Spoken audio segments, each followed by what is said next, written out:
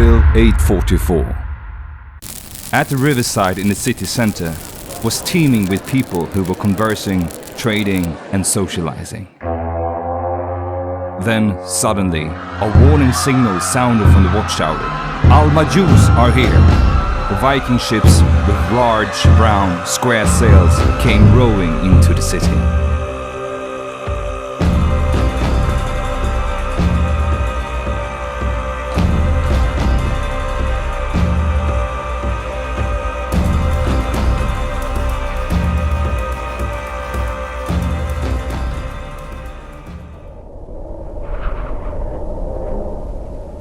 The word Viking means sea warrior. Not all people in Scandinavia were Vikings. For example, they were farmers, soldiers or blacksmiths. The Nordic people were also lively traders around Europe. Thus, being a Viking was a profession like any other, but involving more violence. The Viking raids can be said to have started with the attack on the monastery at Lindisfarne in 793. Initially, the Viking conducted raids, but it quickly developed into conquering land and power in these countries. The British Isles were just the starting point of the Vikings' ravages around the world. A terror spread in Europe for the northern people who plundered and killed. The Vikings' great success in northern Europe were due to many different factors.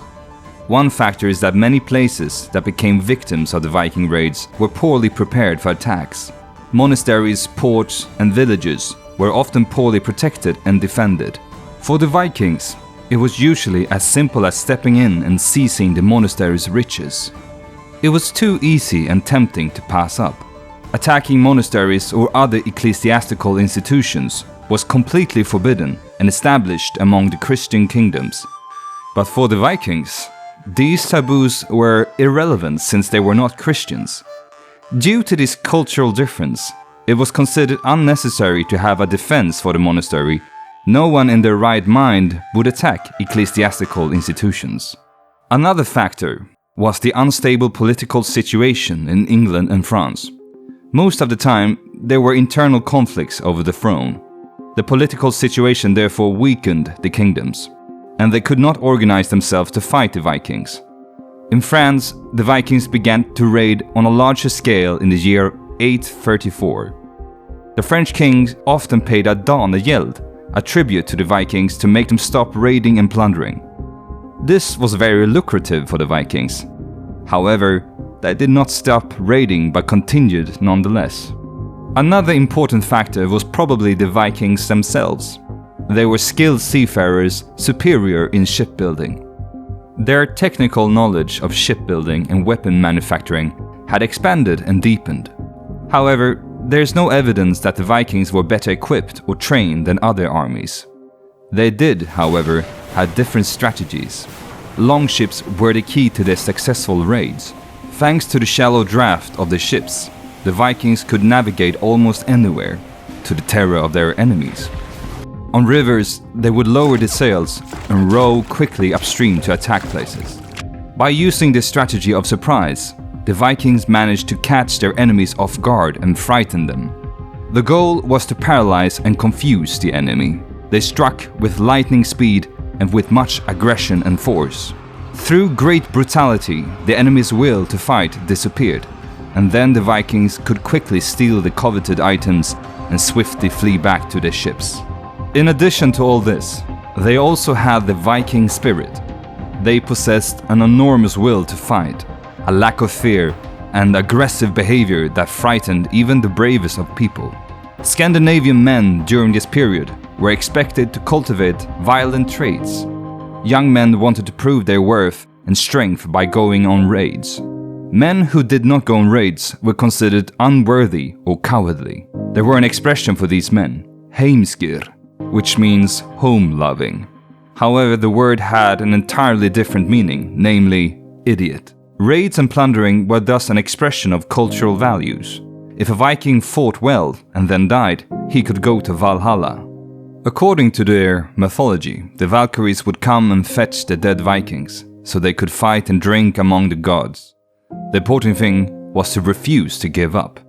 During the 830s and 840s, The Viking raids against France had increased significantly, and space was becoming scarce on the island at the mouth of the river Noirmoutier, which was the Vikings' base. There were simply too many Vikings in one place. There weren't enough opportunities for plundering. Rumors spread about a wealthy land to the south. This was something the Vikings couldn't resist. They hungered for more gold, more adventure. In 1844, 2,000 Vikings set sail on 60 warships towards the legendary land in the south.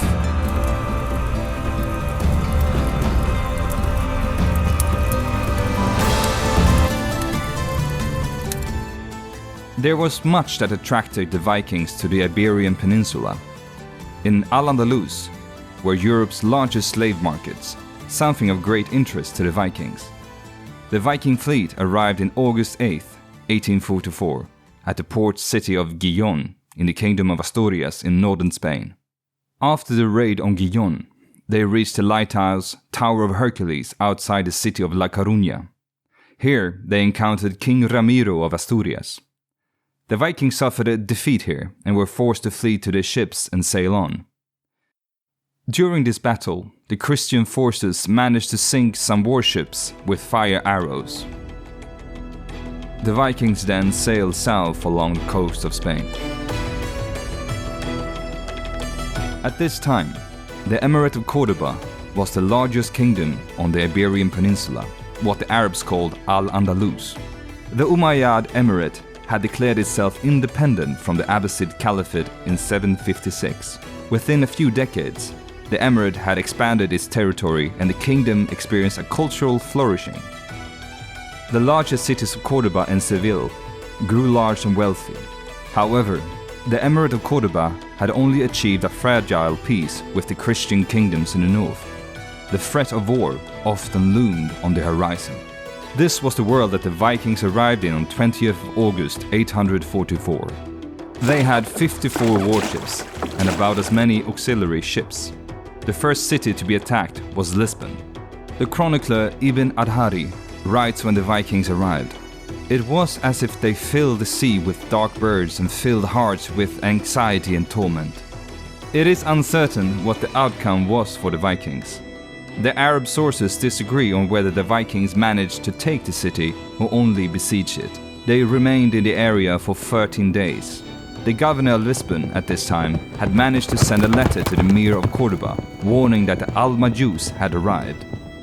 The Muslims' name for the Vikings was Al-Majus, which means fire worshippers. It was not a name specifically directed at the Vikings, but was applied to all pagans. Another name the Muslims used for the Vikings was Al-Rus. These were Vikings whom Arab chroniclers encountered in Eastern Europe. The Arab chroniclers were aware that it was the same people they met in the East as in the West. In the written sources, the Arab geographer Ibn Fadlan wrote that he had never seen more perfect physiques than theirs. They were tall like palm trees. However, he also wrote, they were the filthiest of all God's creations. The chronicler Miskavaya wrote, "They are a strong group. The men are enormous and very brave. They do not acknowledge defeat. No one leaves the battlefield until they have killed or been killed themselves." After the attack on Lisbon, the Vikings once again sailed south and landed in Cadiz. The city was plundered and burned.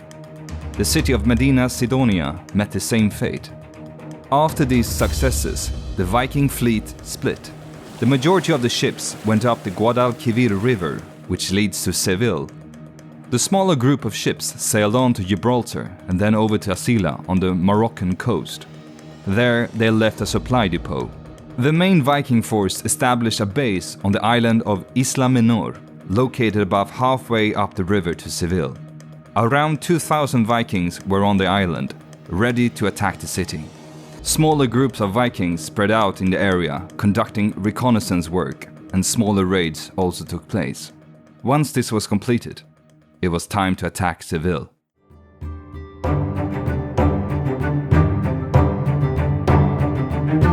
The Vikings rode into the city.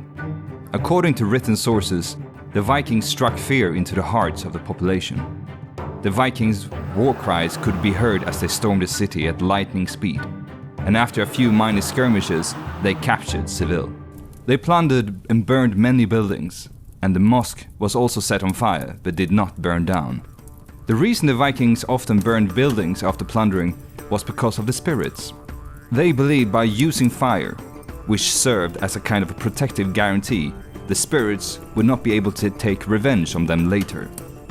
The Vikings slaughtered all who resisted in the city. They killed people as well as animals.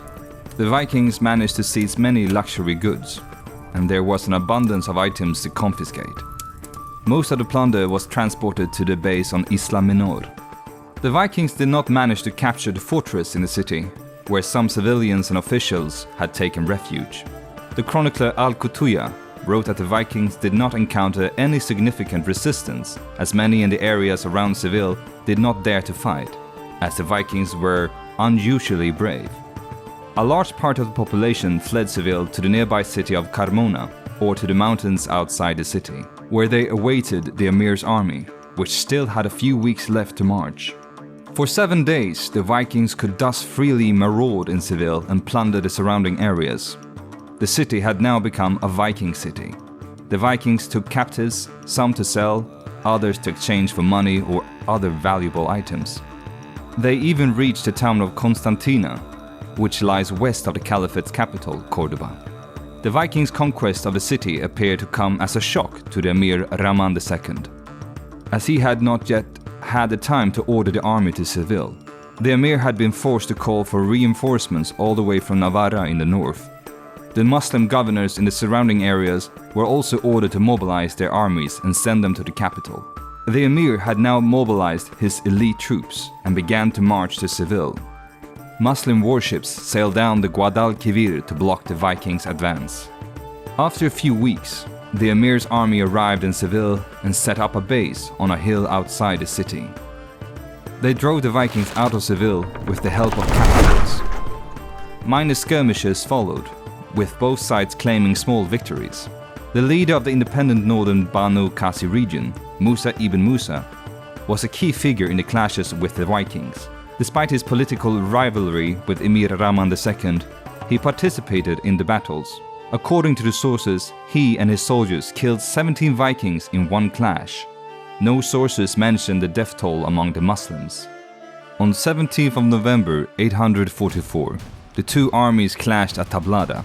The Muslims had cavalry, while the Vikings fought on foot, but with great skill. Some sources tell that the battle occurred on both land and sea, but more detailed information about the battle is difficult to find in historical sources. Vikings usually only chose to fight when they felt they had some sort of advantage. If there were none, they would usually pull back. In open battles, Vikings usually try to take out the opponent's leadership early in the battle. A tactic that worked against other Vikings, but a lesser tactic against a more institutionalized opponent, such as Al-Andalus. During battles, Vikings usually try to hide a part of the army to attack the enemy from the side or back. We know that the Viking preferred a close-knit battle formation in a line. The line was usually 5 to 8 men deep, with 3 men per every 2 meters.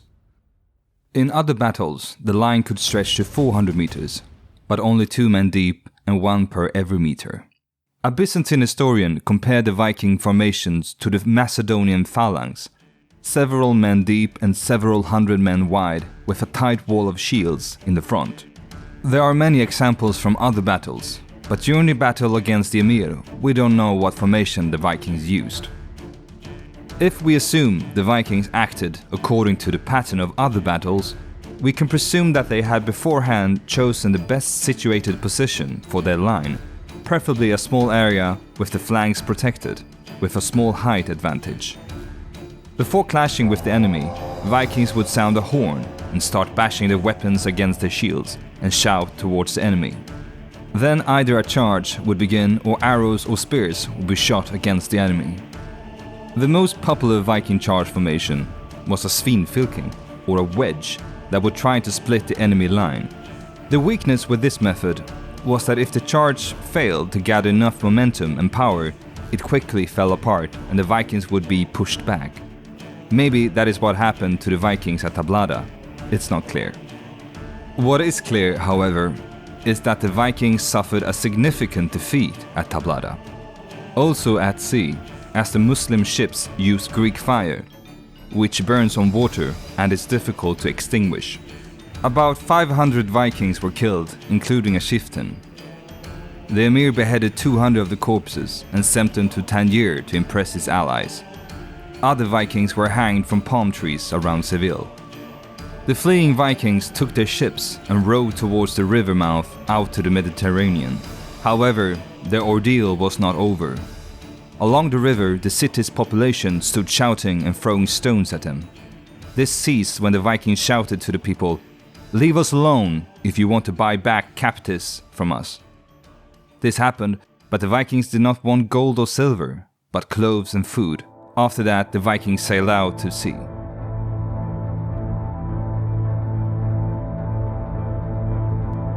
After fleeing Seville, they retrieved the supplies they had left on the Moroccan coast and then sailed again to the Spanish coast. They stopped at the Rio Tinto, near Huelva, and carried out successful raids. On the way back to the French coast, more raids were carried out along the Portuguese coast. Of a total about 100 ships, only about 30 returned to the Viking base at Noirmoutier. The Viking siege of Seville had many consequences. Emir Rahman II realized that the Vikings were a warlike people to be reckoned with. The emir established a large arsenal in Seville. He set up a unit of elite troops to defend the city, and he began constructing a fleet to prevent similar attacks from happening again. Ships were built that resembled or even directly imitated the Viking longships, because they were so effective and well made. In peacetime, the Muslim fleet was used for trade, which increased their prosperity and dominance in the Mediterranean region. The Vikings thus had indirect positive effects on Al-Andalus. Another interesting and unexpected event from the Viking plundering of Seville was that a small number of Vikings were left behind at the base of Isla Menor. They later converted to Islam. According to the Arabic chronicles, these Vikings advised the emir on ship construction. These Vikings were also skilled cheese makers, and it was at this time that cheese was first made and eaten in Al-Andalus. The truth of this is difficult to ascertain, but undeniably interesting. Al-Andalus never became a popular destination for the Vikings. The main reason why the Vikings could not conquer Seville or other parts of Al-Andalus is likely due to the emir's ability to assemble an army with effective organization in a relatively short time. In comparison, during the same period, France and England had failed to fend off the Vikings. Historians believe this is due to the feudal system, where kings were weak and had to rely on the nobility for manpower and money. The nobility rarely wanted to do this, as it was not advantageous for them. It was customary to pay Adanageld, a tribute to the Vikings, to stop the raids. The Muslim rulers never did this. However, the Vikings continued to raid the Spanish coast into the late 900s. They managed to carry out successful raids along the Spanish coast, in Majorca, Morocco, the French Riviera, and even Italy. The Viking defeat in Seville did not deter them. They would return. This time, they were led by Bjorn Ironside.